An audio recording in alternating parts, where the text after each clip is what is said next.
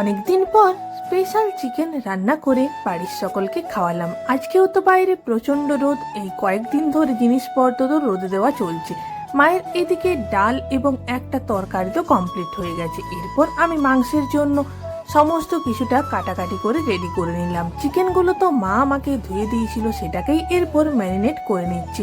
নুন, হলুদ, শুকনো লঙ্কার গুঁড়ো, আদা বাটা, রসুন বাটা, জিরে বাটা, লঙ্কা বাটা, পেঁয়াজ, ক্যাপসিকাম এবং টমেটো কুচি আর অল্প পরিমাণে সরষের তেল দিয়ে ম্যারিনেট করে তো আমি আধ ঘন্টা রেস্টে রেখে দিলাম।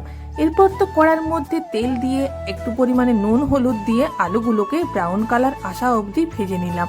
আলুগুলো তুলে নিয়ে সেই তেলের মধ্যে গোটা গরম মশলা ফোড়ন দিয়ে তার মধ্যে যে ম্যারিনেট করা চিকেনটা ছিল এটাকে দিয়ে এটাকে ভাজা ভাজা করে নিচ্ছি। চিকেনটা যাতে কড়ার গায়ে লেগে না যায় তাই অল্প অল্প জল দিয়ে নিচ্ছি। মশলাটা তো তেল ছাড়তে আরম্ভ করেছে। কাঁচা লঙ্কা আর ভেজে রাখা আলুগুলো দিয়ে অল্প একটু মাখো মাখো জল দিয়ে ঢাকনা দিলেই 5 মিনিট রান্না করলেই তো রেডি হয়ে গেল। স্নান সেরে রোদ থেকে তুলে নিয়ে এসে শাড়িগুলোকে আবার আলমারিতে ভালোভাবে গুছিয়ে রাখলাম।